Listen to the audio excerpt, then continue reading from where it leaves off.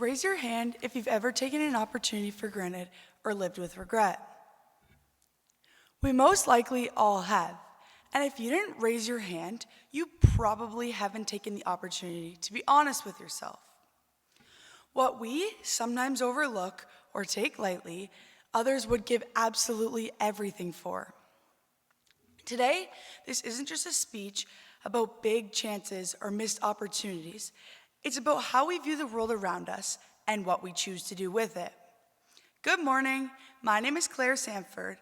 I'm an S2 student in my third year here at Appleby. This school year, I made a promise to myself. For my final year, I would embrace every single opportunity that came my way.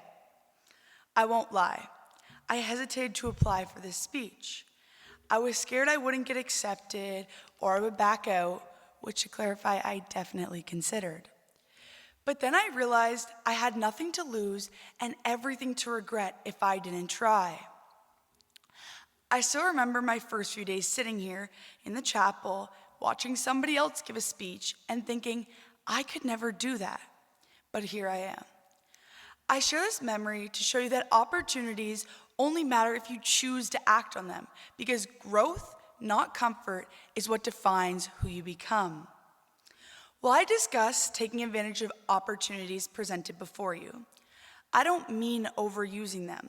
For example, going to the health center to skip a test, as I'm sure nobody in this room has ever done.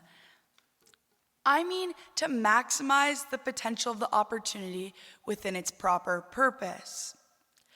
As many people have experienced at this school, I received a low mark. I was unsatisfied and rather disappointed. But when you find yourself in a situation of disappointment and anger, you're provided with two different paths of opportunity. One, you can continue to complain and do nothing about it. Or two, you can hold yourself accountable without excuses, reflect from your experience, and prepare to do better on the next assessment. This lesson became clear to me through a conversation with my teacher who gave me that not so generous mark. At the time, I was constantly struggling in his class and unsure of how to succeed within those classroom walls. That's when he told me, small, intentional acts carry immense power, and the impact that they create is entirely up to you. That moment didn't just change how I approached my academics, it changed how I approach everything. If you are unsatisfied, unhappy, or longing for change, take a moment and reflect to yourself. What have you honestly done to try and solve your challenges or embrace growth? Or have you done nothing at all? Slowly watching opportunities slip between your fingertips simply because it was easier than taking the risk? I've discovered that hardly ever is the easy path the most rewarding one. And often, the most rewarding things in life encounter challenge first. I had a change in perspective. I realized that I was in a constant cycle of complaining, expecting things to improve without taking action.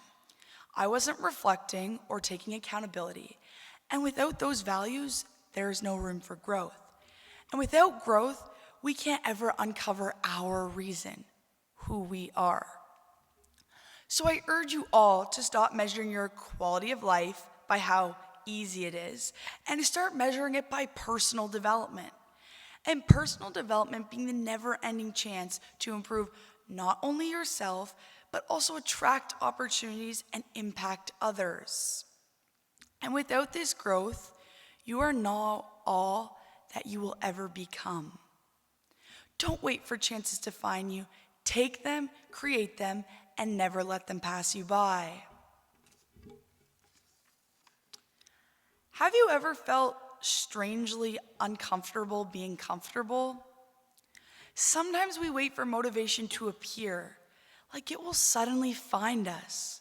We think maybe a friend will give us some wise words of wisdom, Mr. Morris will give us a motivational speech to do better, or one random day we'll wake up and feel ready.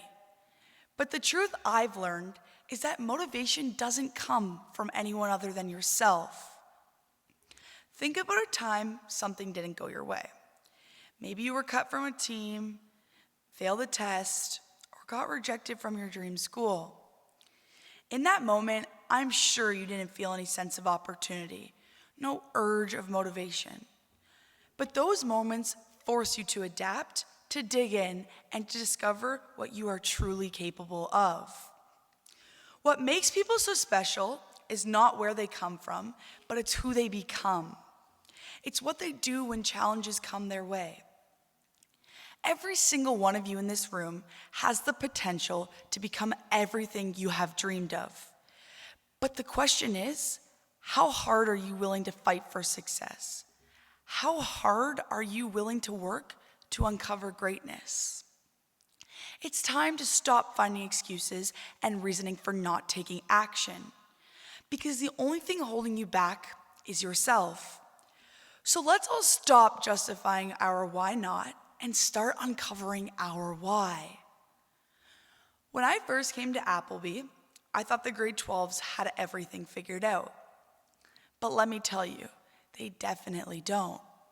And that's okay, because finding your motivation isn't about having the final destination. It's about continuing and moving forward even when you're unsure. It's about creating your own route to the final destination. Because the longer you wait for the future, the shorter it will be. Let me say that one more time. The longer you wait for the future, the shorter it will be. Opportunities give you a chance to grow, make a difference, and create change. But that doesn't mean growth happens instantly. It's an ongoing process that takes time, belief, and patience. In my first year at Appleby, I struggled to get out of my comfort zone, to find my group of people, and to truly utilize the opportunities Appleby affords us. So for anybody sitting in this room who is new or still uncovering their identity, don't be stressed or anxious, but excited at the possibilities that lie ahead. At the beginning of grade 10, I was brand new, hoping I'd have at least one familiar face in each class. But there was one I didn't: French. I had checked BBK with a friend, and they pointed out a girl I should try and sit with. I remember walking into the classroom, anxious to approach, and thinking to myself, she seems kind of scary. But then I caught myself, and I wondered, would I rather take a chance and get to know her, or just sit alone? I decided to take that chance. Now, looking back, I have zero regrets, because if I hadn't, I would have never met one of my best friends, Charlotte Bennett, and I might have missed out on one of the most meaningful friendships in my life. I provide you with this story not to say that I was brave, but rather to inspire each and every one of you to push your limits. So, when the next opportunity comes your way, don't just open the door, walk through it. Because the only thing scarier than failing is wondering what might have happened if you tried. Now, as I begin to close out my senior year, I carry this mindset with me every day. I no longer avoid the hard things. I look for meaning in them. I no longer resist change. I embrace the ways it helps me grow. I've learned to cherish quality over quantity and to find value in the small, quiet moments just as much as the big, life-changing ones. 2016 was 10 years ago. COVID started 6 years ago. We blinked and realized how quietly time moves, how many moments become memories without us noticing, how many chances become old opportunities. It's a reminder, life isn't waiting for you to be ready. It's happening right now. Chase the things that scare you. Face the challenges head on, because one day you'll look back on this moment and wish you had started sooner. My moral of the story is to stop waiting, start doing, because the life you want won't happen unless you step into it. Celeste, please don't cry, but for all of us S2 students preparing to walk across the stage in just a couple of months, don't leave with regrets. Don't leave with what ifs. We only get to experience today, tomorrow, and our last few days as Appleby students once. So do the things that challenge you. Enjoy the quality time with your best friends before we all go our separate ways and are deemed Appleby alumni. And for all the other Appleby students who aren't S2s, I'm begging you all, please to enjoy every moment and opportunity that comes your way. The highs and the lows, Madame Malouf tracking you down after curfew. Sorry, Madame. Getting in trouble for wearing your uniform in the dining hall, which to clarify, comes with Mr. Grant telling you look like a hobo. Mr. Millick on veggie patrol, or simply celebrating hard after winning a CISA championship with your best friends. Because I promise you, in the blink of an eye, it goes by so fast. And now we look back wondering where all the time went. The best feeling when looking back is knowing you have done everything in your power to experience it all. So stop waiting for things to come to you and start making them happen for yourself. Don't be sad that it's over, be happy that it happened.